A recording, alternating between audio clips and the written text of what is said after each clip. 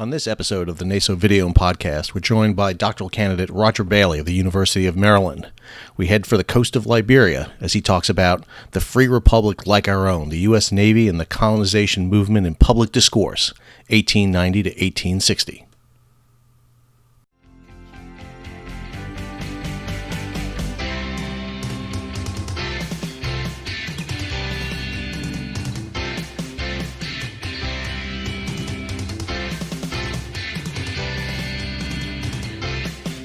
The North American Society for Oceanic History was created by maritime scholars who met in 1971 at the University of Maine.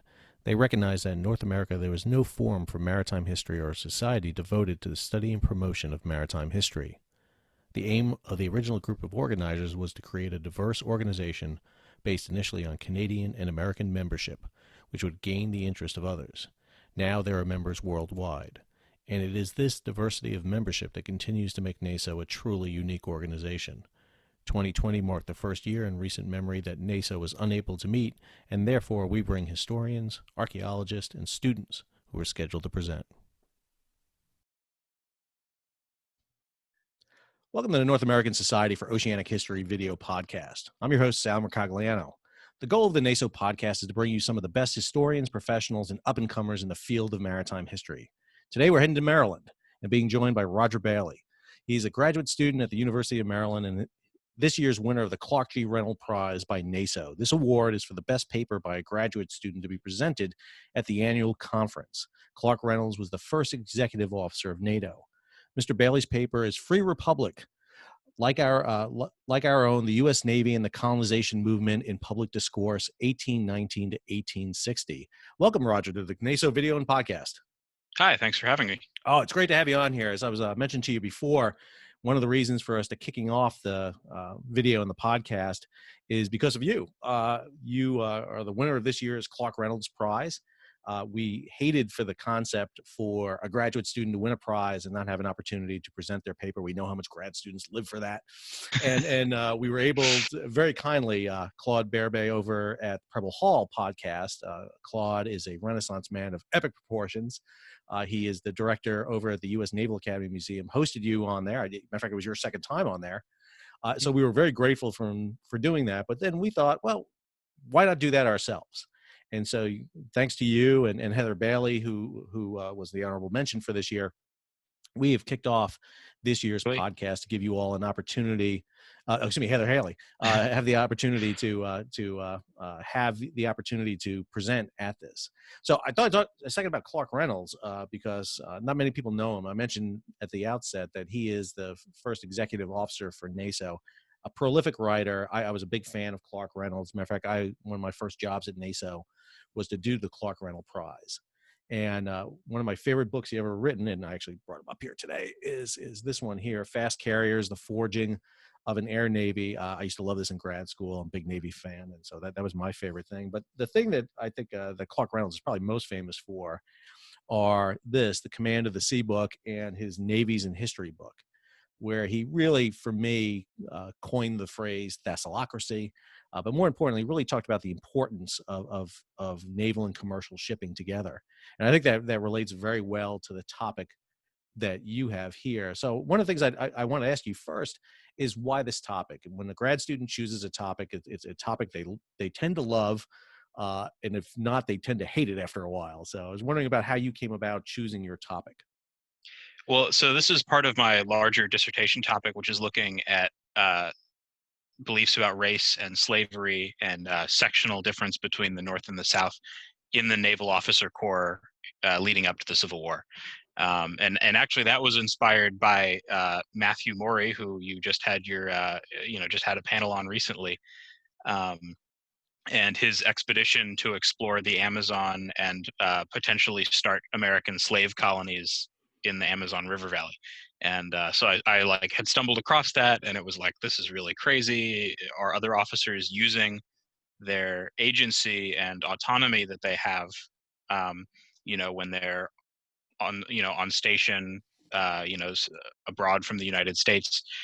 Are they using their power to do similar things to sort of advance or influence this issue of slavery in the U.S.?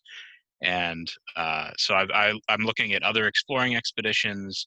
I'm looking at naval suppression of pro-slavery military expeditions invading Latin American countries, looking at the Mexican-American War, the suppression of the transatlantic slave trade, and then finally at colonization in Liberia.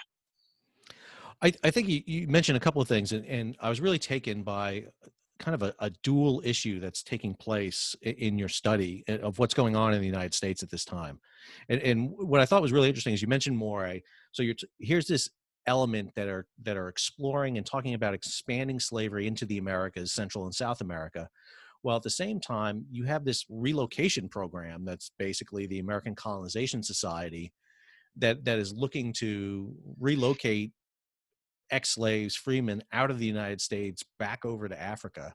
And I thought that's such an interesting parallel going on at the same time. I mean, the Navy's involved in both of these too. So you have that element involved of it. And then the other element I want to get into in a little bit later is I was really taken when I heard your talk that you had with Claude, for example. I was really taken by the image of relocating these former slaves and freemen. Almost sounded to me like the Trail of Tears in some ways, and the concept of reservations that was going on. And so I want to kind of build on this a little bit in each moment. So let's talk about this American Colonization Society first. What's the movement going on, and what's their genesis? So yeah, they start in the late 18 teens, and they're born out of a concern that slavery is, I mean, so there's different factions in it, but basically their idea is that African Americans in the United States should be sent to West Africa to create colonies. And there's two major wings in this movement. It's mostly white. And there's a northern, more anti-slavery wing that wants to do this for the benefit of the African Americans themselves. They believe that that they're just never going to have a fair shake in a white-dominated country, that there will be perpetual racism always holding African Americans back, and that they can achieve true equality only by going and creating their own country where they won't have to contend with this. And like the American colonists that came from Europe, they'll be able to build their own republic as full citizens and assume, you know, leadership and forge their own nation that way. And as a side effect, they see this as a way to take white American culture and American commerce and Christianity into Africa and create a foothold that would expand those values there and help create trade with the U.S. and things like that. So that's the sort of northern and more anti-slavery wing, and I think that by doing this too, it will make it easier to emancipate slaves, because the people who are emancipating them won't have to like live with them after the fact, and so they think in that way it might speed up the dissolution of slavery. In the South, though, there are a lot of colonizationists who think that this is good because it preserves slavery or the stability of slavery. They see freed African Americans as a source of instability, and especially after Denmark Vesey's planned uprising in South Carolina, they get concerned that freed African Americans are going to spread abolitionist ideas. They're going to help runaways and fugitives. They're going to potentially lead slave uprisings, and they need to get them out of the South. And they start passing laws that make it, hard for freed people of color to stay in the state, or freed African Americans specifically to stay in the state, and other states don't allow them to migrate into them. And for a lot of them, the only option left available is a trip to Liberia. And just to backtrack a little bit, I think you're right. I think the Haitian Revolution in particular is always haunting everyone in the back of their head in what happened in there, something that Americans like to suppress, that image of Haiti. But basically you're talking about freed slaves really being relocated, not so much, liberating slaves and moving. That seems to be the genesis and core of that movement that is going on. And then the selection of Liberia is always interesting to me because the British are doing very something similar over in Sierra Leone with Freetown, for example, and creating their element there. So I was wondering if you can expand a little bit on that too. Yeah, so this idea comes from Sierra Leone. It's designed to be um, more managed by the colonizationists themselves, and with African Americans playing a larger role in it. And so they try to differentiate themselves as being sort of more democratic than Freetown, and they succeed a little bit in that they have like a core of Black American colonizationists that back this and take leadership roles in the colonies. But it's much more decentralized also. So you have the map that you have up right now shows the several different colonies that are founded, and Meserado there is what becomes Liberia, and is started at Monrovia. Um, and is run by the American Colonization Society. But then you have these other regions, Maryland being the next most significant, that are founded by state colonization societies, and the Maryland is founded by the Maryland Colonization Society. And over time, they merge.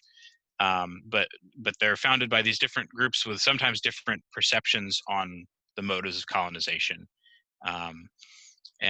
So like Maryland in particular wants to distance itself a little bit from the southern pro-slavery wing of colonization. And it's And actually, that's it. but Go ahead. I'm sorry. I should maybe also mention before we move on, because I was talking about the core African American support for colonization, that's a small core, and that most African Americans are actually very, very wary of colonization, and not they're not African in their minds. They're American. This idea that they're like returning to their homeland, like they don't really feel that way. They've been raised here. They speak English. They're Christians, and their families and social networks are all here. And they're worried that if this idea catches on, the white population might start more involuntary migration. So like, Well, and I think that's a big element there, right there too. Also, the concept that Africans are all Africans and they're all the same. Ship them back to Liberia is not where they're from. My grandparents came from Italy, and it'd be like if I was deported to Denmark, because that's Europe, and Europe is Europe, and I'd be completely lost. And I think that's the same scenario you have here. Is the solution, but let me go back to the reason behind it. Like you said, there's this fear of uprisings, there's this fear of issues in the United States, but how well grounded is this concept? I mean, as a colony itself, Liberia, how many people are we talking about that eventually are moved over there and created? And was it a viable alternative during its time frame? Not really. I mean, it's possible it could have been maybe more viable than it was, but it was never going to be the answer to the problem. The whole period before the Civil War, I believe there are 13,000 migrants, like immigrants from the U.S., and that's including both people who voluntarily move and people who are freed, but like on condition that they go to Liberia, and so it's like sort of involuntary. Um, so like there's 13,000, and there are millions, many millions of, I mean, depending on the time period, the number changes, but many millions of slaves in the United States. So it's like a tiny fraction. It is and I should mention too that like a lot of these problems they thought they were avoiding, they thought that African Americans, because of their ancestry, would be like immune to the diseases and climate of Africa, which turns out to not really be the case, and it's still pretty deadly for settlers, because there's a lot of these areas have like problems with the yellow fever and malaria and things like that. Um, and so it's dangerous for the settlers, and it's remote from military support, from a supply perspective and things like that, and so they're very tenuous colonies. I want to take a step back here for a second and talk a little bit more about the creation of the colony and the concept itself. Obviously, America is undergoing a huge issue regarding slavery. It's 1830s in particularly. We're seeing this issue, but at the same time, as we mentioned before, we're seeing this expansionistic element that's taking place in the United States. We had John Beeler on for our first podcast, and he talked about the fact that there was still a slave trade going on up until the beginning of the American Civil War, with slaves being brought into the United States from Cuba, for example. And so, it's just very interesting to me that at the same time you're talking about relocating freed slaves and a form of abolition in some ways, we're still seeing this active participation and expansion of slavery. And that's where we come in with the U.S. Navy and the role the Navy plays in this. So I was wondering if you can expand on that a little bit and talk about the role that the Navy and some of the key officers during this period played. Yeah, so the Navy is directly involved right from the get-go. The first excuse me, the first expedition sent to found a colony is accompanied by the USS Cyan, and the first lieutenant is Matthew Calbraith Perry, who's going to become much more famous later for the opening of Japan, and actually will take an interest from this experience and return to Africa to help Liberia. But Matthew Perry helps choose a site. And later, like the next year, Robert F. Stockton, who's a lieutenant at the time and is probably most famous for being responsible for the USS Princeton disaster, where he had designed a gun that exploded and killed a lot of important government officials. Robert F. Stockton comes shortly after Perry's expedition to pick up where he left off and actually secure the land. And he's supposed to just sort of like transport and guide and advise the colonists, but takes such an interest in it that he actually gets gets in pretty deep in the negotiations, and at one point is threatening the African ruler of the area that they're trying to secure the land from. By some accounts, he does this at gunpoint. And it's a little bit fuzzy whether this actually occurred. Like the account of him being threatened at gunpoint comes out later in sort of a political biography of Stockton. But at a minimum, the reports at the time suggest that he threatens to use naval force to punish these. The Day people is the group that he's referring to.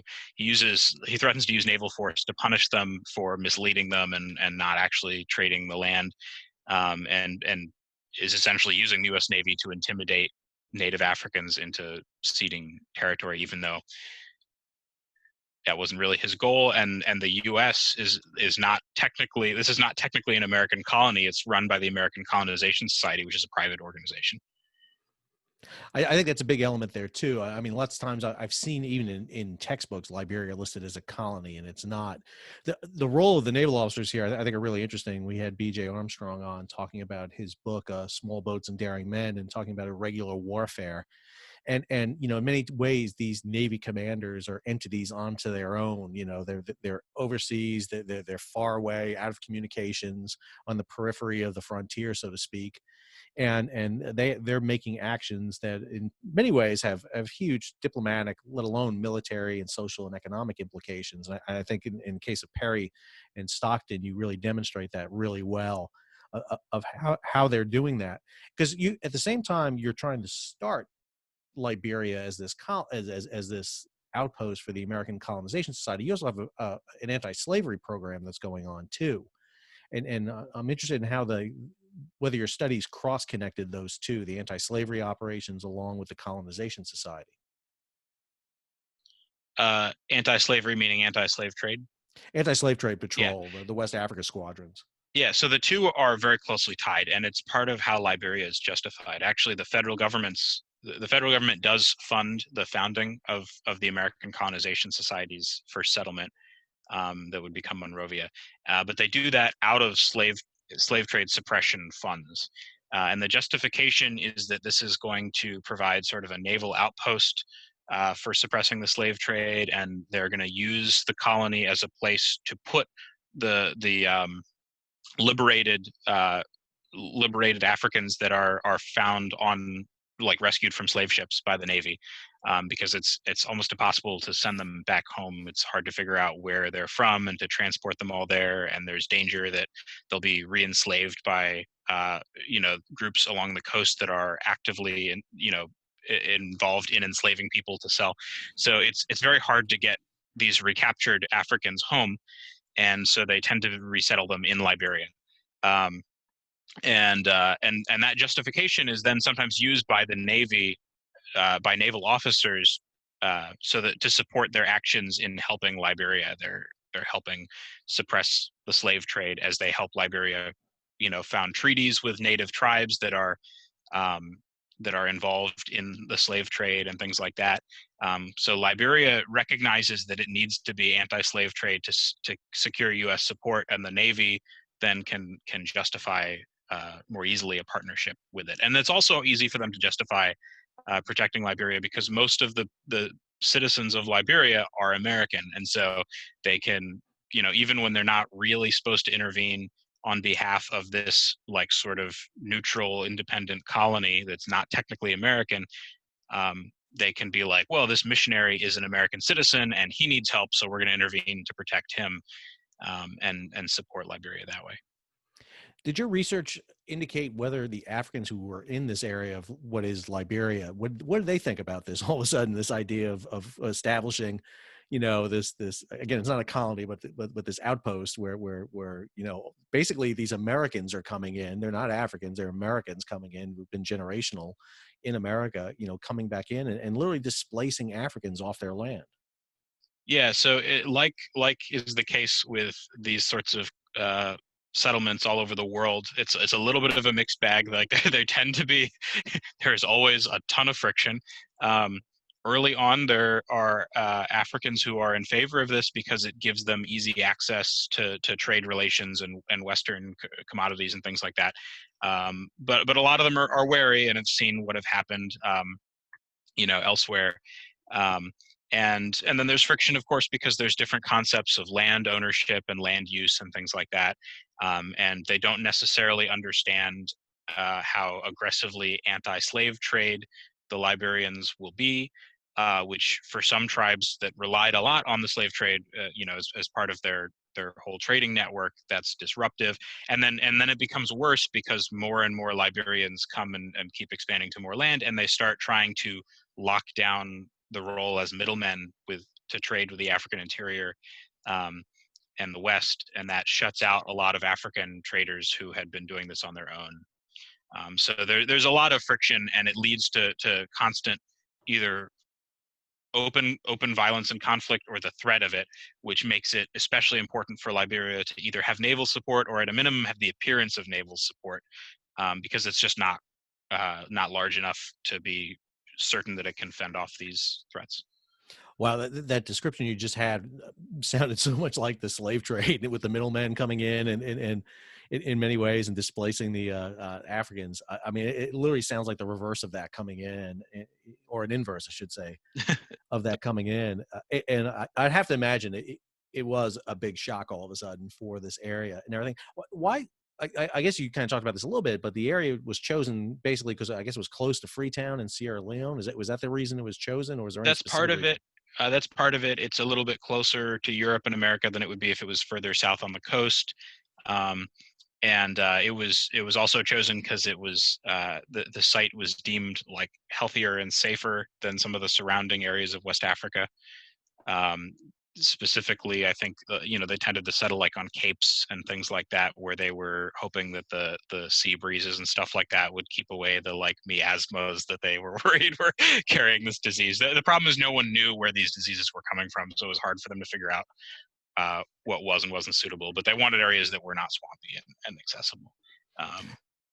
Well, and in truth, the area there is very beautiful. I mean, I've actually been to Liberia, and so that area there is regardless of the economic situations that Liberia has been plagued with, geographically, it is a very nice area. So one of the subtitles you talk about is the public discourse. So I'm wondering if you can talk about that public discourse. I mean, how is this discussed in the United States? What was the feeling that people had toward this? Was this something that was a small blip and not really big attention, or did it drive a lot of attention? So it has disproportionate attention to its actual solution to this problem, which you were getting at earlier with your question about whether this was really viable. So most African Americans did not want to come to like a foreign wilderness area. We say, in their mind it was wilderness. Obviously, there were actually inhabitants there, but like most African Americans didn't find this appealing, and so they didn't really want to participate. So it was never likely to work. But in America, it plays an important role in the discourse as sort of one of the moderate solutions of slavery, because the idea of ending slavery, of gradual emancipation and things like that were a lot more palatable to white Americans if they didn't feel like they were going to have to live with the freed slaves after the fact, because they were worried about racial discord and certainly didn't want to grant equality to them. So it plays an important role for sort of bringing pro and anti-slavery groups together, and instead of you know, in the era when this starts, this Jeffersonian era, the idea is that a lot of slave owners felt that slavery was sort of a necessary evil, and that we have to have it because it was not a good way of freeing slaves, and eventually it will go away on its own. And so this was addressing that problem of like, as it goes away, what do we do with them? And we want to let these African Americans eventually be free. So here we can send them away. But so anyway, so early on it serves that compromise role. After the 1830s, slavery debate starts to radicalize. You have people like Frederick Douglass and William Lloyd Garrison in the North who start saying, like, slavery is just getting worse. We need to end it now. And this is happening as slavery is becoming more popular in the South. Cotton is becoming, especially, it's Frederick Douglass, something right there. Cotton is becoming especially valuable in the South, and exploding as part of the economy. After like Nat Turner's rebellion, you start seeing Southerners say that actually slavery is like a positive good. It's the natural state for African Americans. They're gonna benefit from it, and there's no need to abolish it at all. And that spurs this opposition in the North, but it also means you don't really have a need for colonization anymore. So this is like John C. Calhoun in the middle here is one of the major proponents of this idea of slavery as a positive good. And so you start seeing people on both pro and anti-slavery sides start attacking colonization in the middle. And the Navy is really important because the naval officers stay in favor of colonization, and they sort of build up and legitimize this movement as the political extremes are turning on it and as losing popularity. And so they sort of keep the compromise solution, and therefore the possibility that this isn't an irreconcilable difference between Americans. They keep that middle ground alive. Is there a concept among the naval officers that, one of the reasons I would think that the naval officers would want this idea to grow and blossom is goes to the title of your book. If Liberia becomes a model republic like the United States, then the anti-slavery patrols and issues can be taken over by an African nation, and they can prevent that influx of slavery, which is still an issue in the 1830s, 40s, and even in the 50s, even up to the eve of the American Civil War, and that they can shift that onus over to them, and they could be relieved of that issue. I've read narratives of naval officers on the African patrol, and it's not the glorious patrol that they want. No, I don't think anyone's sitting there going, "Hey, we're assigned to the African patrol." It's like, oh yes, that's where I want to be, not the med. Well, only Matthew Perry is the only one I've found who after his first expedition wants to go back because he's so in favor of supporting Liberia. And some of it is that they think, like, they don't like the patrol, and they think that Liberia is going to end the slave trade, and they won't necessarily need it anymore. But it's also it's interesting. Liberia fits very neatly into their imperial vision. Like, these naval officers want to expand American commerce and Christianity and things like that.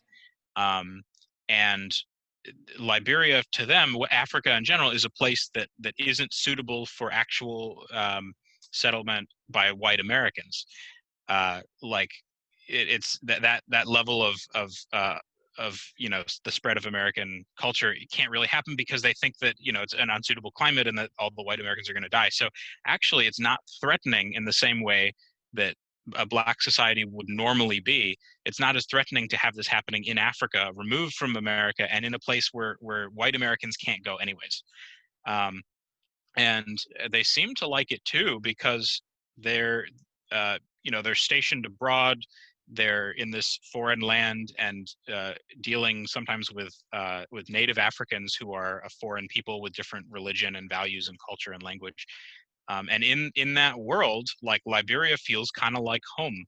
They're when they stop in Liberia, they're meeting other Americans, and sometimes they know them from their life back in the States, and so they like seem to develop an affinity for it that way. And I've found accounts of officers meeting people like from their neighborhoods You have up here a picture of John Russwurm on the left, who eventually becomes the governor of Liberia, the first, I believe, or sorry, the governor of Maryland in Liberia. I think the first African American governor of Maryland in Liberia. And one naval officer actually went to college with him for a little while and sort of knew him there, and they reconnect while he's off the coast of Africa. Um, so yeah, it officers find it easy to support this sort of imperial vision for that in that sense. I would also imagine for the Navy, this is an opportunity to establish a base overseas to see, you know, I mean, we're seeing the British do this with Singapore and South Africa and a few other places. And, you know, as technology begins to change, especially as the introduction of steam starts coming in, you're going to need coaling bases and areas around that does seem to be an opportunity now for them to take a look at. So I can understand, even though Liberia may not be the ideal place in the world, it still gives them something that they're not dependent on a foreign power for, like a Britain or a France or a Spain in some ways. And so to Well, me, they still use. I think they're the main base. There's a couple different over time. There are a couple different naval bases that they use for the slave patrol. And actually, I think Liberia is always sort of secondary to other foreign ports in the region. So I couldn't tell you exactly why. I'm assuming it's a location thing, but they do. I mean, they use Liberia as a naval base, but it never becomes, I think, what people envisioned, which was sort of the hub, the main hub for the Africa Squadron. I want to take a step back for a second and talk a little bit about the selection of the topic. Why you chose specifically this topic? Very unique topic. Obviously, it's a very niche topic, which most historians love to do, and it's always a good one to pick a topic that is unique and there's not a lot of people writing about it. So why embark on this topic specifically, Roger? Well, so like I said with the dissertation, it seemed like sort of an important question of, or like an important area where the decisions made by these naval officers would reflect their beliefs about slavery and race, and would impact American foreign policy and like the public discourse. And we haven't talked a lot about how they influence public discourse. Maybe we can come back to that. But in particular, the idea was like I was interested in finding areas where officers' agency and autonomy allowed the culture of the officer corps to steer the nation's in its debate towards slavery, and that's happening pretty clearly in Liberia. I mean, the officers you can see in their private lives, actually beyond their capacity as naval officers, go out of their way to support Liberia, even when it's not in their orders, and even when they're not on duty. Robert Stockton, who's a great example, comes back and actually becomes the president of the New Jersey Colonization Society. And other officers write letters and to colonization societies in support of them and attend their meetings and things like that. Some of them write books in favor of Liberian colonization and portraying this as a success. So it really seemed like it needed to be talked about if we're talking about the ways that naval officers are shaping American foreign policy and shaping America's relationship with slavery. So let's talk a little more about the discourse. I mean, were they successful in really modifying? Were the Navy able to get in there? Navy's always looking to get into the public discourse in many ways. They always seem to be on the periphery and the outside. And so were they taking advantage of the subject? Because, this is such a hot button issue, obviously, in the 1840s and 1850s going forward. And so were they able to get into the mainstream? Yeah. So they don't. It's not clear to me that like they single-handedly do it, but they do definitely penetrate discourse in a lot of ways. I mean, one of the books that I'm mentioning, one of an officer who's in the Africa Squadron and comes back and writes about it. One of them is the Journal of an African Cruiser by Horatio Bridge. And it actually is edited and basically published by Nathaniel Hawthorne. So you have like a very powerful literary name promoting this book, and that makes it very popular. And a big chunk of it is promoting Liberia and portraying it positively. And actually, Bridge is the officer that I mentioned a few minutes ago who realized he was friends with Russwurm from college and struck up that friendship. So he's a good example of it. You can see, Stockton becomes a political figure. He eventually becomes a senator. And you can see in his speeches and in his discourse, he keeps promoting this idea, and other people pick it up in the debates. And then if you look at things like congressional debates, people who support colonization will bring up officers' testimony and say, like, here's like a third party credible account from these honorable naval officers that are explaining that Liberia is actually a success and we should continue supporting it. So they definitely influence it, and it's hard to gauge if like, would it have stayed alive if the officers weren't able to support it as much, or didn't go out of their way to support it. Maybe it would have limped along, but they're certainly helping keep it a little bit more vibrant than it would have been otherwise. Let's talk about source material for this. So obviously you're looking at a topic, 19th century, early 19th century. Where was your main source material, and what have you found, and what haven't you found that you wish you would have found? So my favorite sources have been the books. There's, the Journal of an African Cruiser.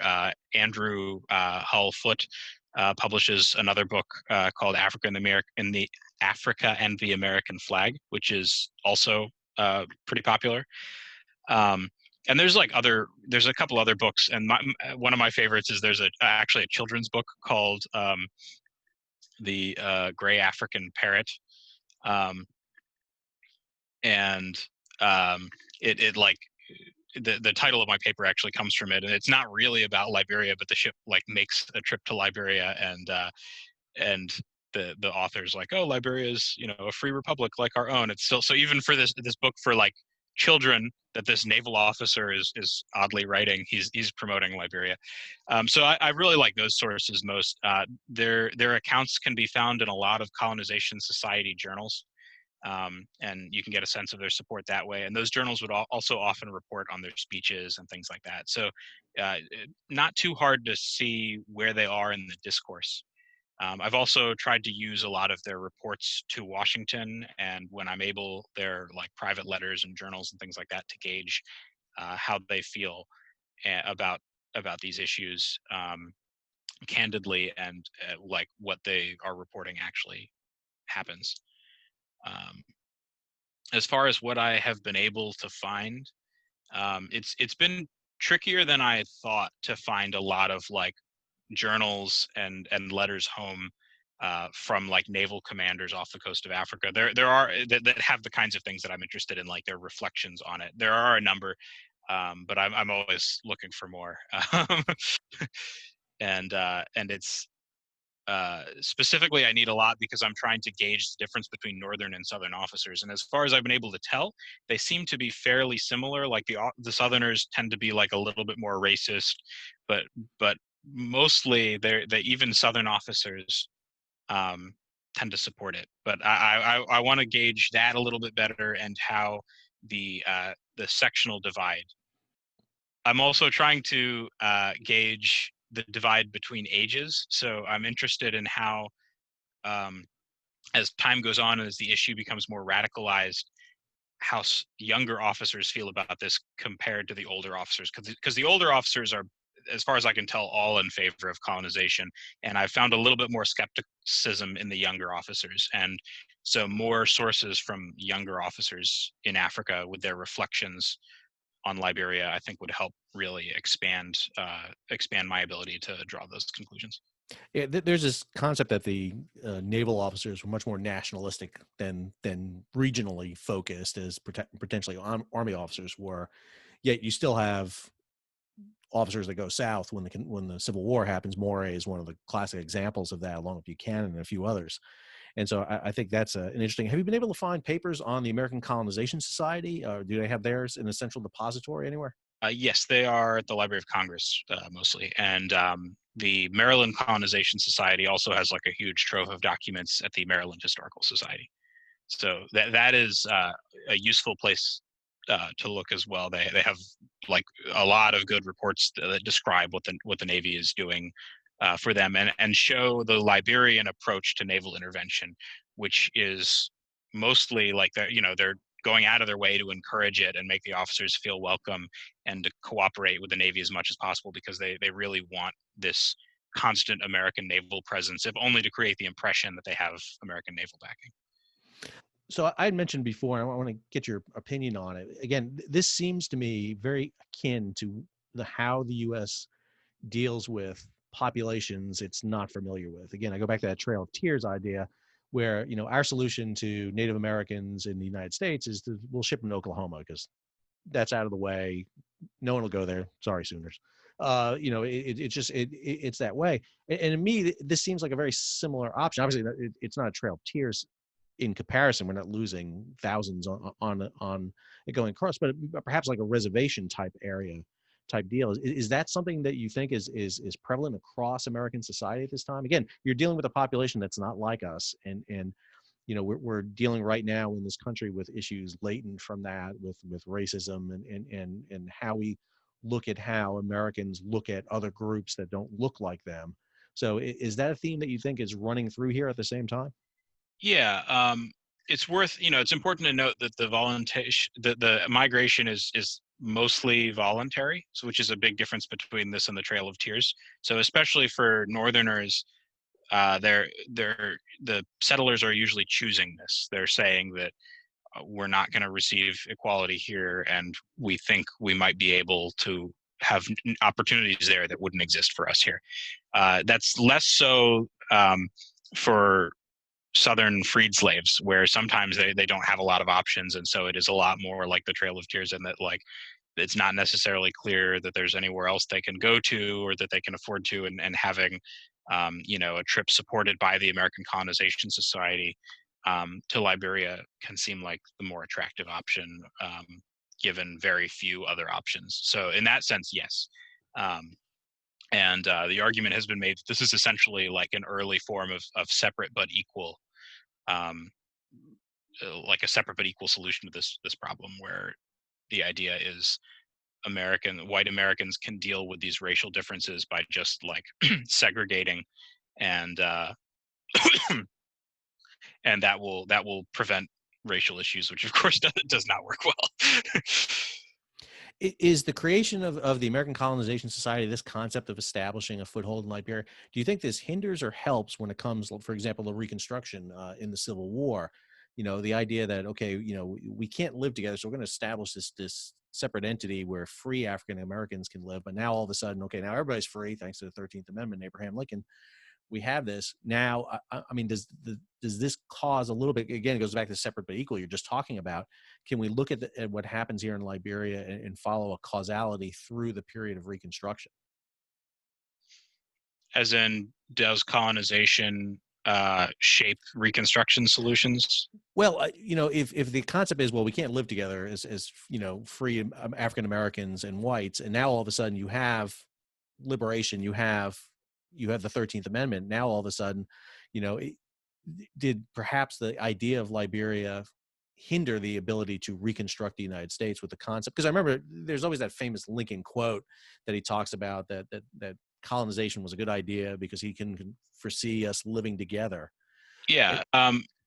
Yeah. So to some extent, I think, but it's worth noting that a lot of what happens in, especially the like the radical stage of Reconstruction, is sort of a reaction in some ways to Liberia having failed, like the Liberian experiment having failed in the eyes of some of these people. Like it didn't solve slavery. African Americans haven't chosen to immigrate, and the radical Republicans who take over Congress are much more interested in like these are rooted in the abolitionists who had been opposed to colonization to begin with, and so their initial premise is this idea of like, well, we need to actually create an integrated society.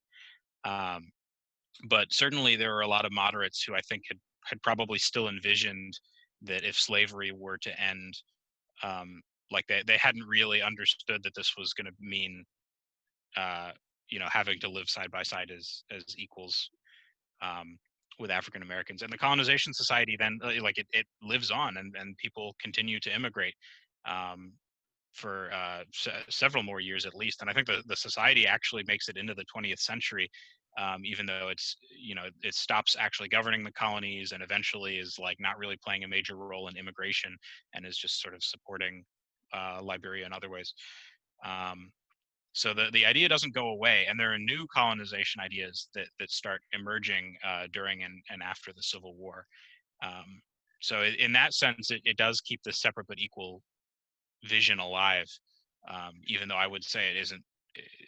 It's the opposite in many ways of what actually happens in the early stages in the radical stages of Reconstruction.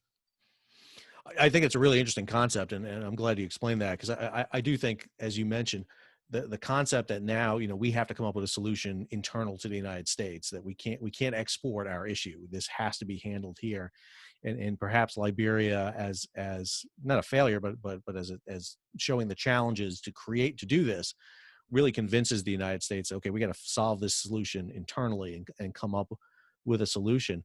Roger, what's next for you? What do you got coming up? Obviously, finishing the dissertation is always the big thing. What's the plan that you have going forward for that? Yeah, so the next chapter is going to be on the slave trade suppression, like the Navy's doing. So it's going to be closely tied to this research, and looking at how officers made decisions about suppressing the slave trade and how they treated the recaptured Africans when they, liberated slave ships. And then I have some changes to the other chapters, but hopefully within the end of the year or so I'll I'll finish the dissertation and get to move on with my life. So I always love to ask grad students this question: is like, knowing what you know now, before you went into your dissertation and graduate, what would you tell yourself a few years ago, or what would you tell future grad students going forward? Don't do it. Maybe. Certainly I would have told myself to be done before like a pandemic came and basically killed the job market. So that's fun. But Hey, there may be openings. You never know. You never know come the fall when schools reopen. This is true. So yeah, hopefully, yeah, I probably would have advised myself a little bit differently on the timeline. But also, yeah, like more practical advice would have been to keep things focused and narrow. Like I feel like in a lot of ways, this project has been very large in scope and dealt with many different types of naval policy, which each have their own. Each of them could easily be their own book. And so, I think the ability to focus in is nice, and trying to do that in this has been has always been the struggle of balancing like detail and breadth. So yeah, I would maybe tell myself to do that. I always tell grad students, remember, you're doctoring history, so don't try to doctor too much. It's a lot to do. And then the other thing always is don't get it right, just write it, and just get it out there, because it's not going to be the magnum opus. It's not going to be your last work ever. It's a starting point for many historians, and I think it's always important to be able to do that. So I want to go back just one other question and ask you, because we brought this up. Liberia today is not seen as a very successful nation in many ways. And matter of fact, I would always argue that Liberia was seen as a kind of a useful tool post World War II. We establish a ship registry out of them because it's easy, it's cheap. I was off Liberia in the 90s when a lot of humanitarian issues were going in. Do you think the establishment of the Colonization Society has hindered the development? I know it's a little outside your scope and everything, but I was wondering if you think, because Liberia did exist as when imperialism happens in Africa, there are two kind of entities that exist. It's Ethiopia on the east side and Liberia on the west side. Does Liberia, hinder the development, the American Colonization Society hinder that development of that nation, or was it a positive that allowed it to be an independent state for so long? Yeah. So certainly, and I can't speak as much to their continued role after the Civil War, but certainly before the Civil War, the kind of government that they were promoting and the kind of society that they were promoting, which was based on Westerners, based on African Americans, and smaller numbers of other settlers coming to Liberia, was not ever going to be sustainable long term. It was always going to have similar problems to the tensions between white Americans and Native Americans. And so this class of American immigrant to Liberia, is the foundation for the Americo-Liberians who ruled Liberia for a long time, to the exclusion of the actual native African populations who outnumbered them by a large margin. And so it created this unequal society that I think ultimately destabilized Liberia. and maybe led to some of its political turmoil. That being said, it's hard to imagine any other like model of government in the era in which the colony was created. Like it to me is just inconceivable to imagine the American Colonization Society creating like a blended, diverse, multi-ethnic society. Like that just wasn't in the realm of like political consideration for these people. For even the most progressive people in America were not going to have like equal African participation in society, or frankly dominant African participation in society. So I think we see in Liberia today that influence, like you said, of the American influence. I mean, just simply the flag and Monrovia being the capital. And I think that has been an issue in the development of Liberia. It's in many ways, imperialism was easy because you can cut imperialism. The American Colonization Society is a little different because it's not imperialism. It's trying to establish a society. And I think the Liberians have had an issue with doing that. So I think it creates a very unique environment there in West Africa that continues on to today. I want to thank our guest, Roger Baily, for joining us for our NASOH video podcast. If you liked our video and podcast, be sure to click like on YouTube or give it 5 stars on the podcast provider. Please subscribe to our channel to receive updates as we continue to interview up-and-coming maritime historians like Roger. You can follow NASOH on Facebook or on Twitter at NASOH_history. The best way to follow NASOH is to become a member. As such, you receive our newsletter, our quarterly journal, Northern Mariner, which we hope to see an article from Roger Baily in very soon. We publish jointly with the Canadian Nautical Research Society. Go to www.nasoh.org and click on membership to join. Until our next talk, keep sailing.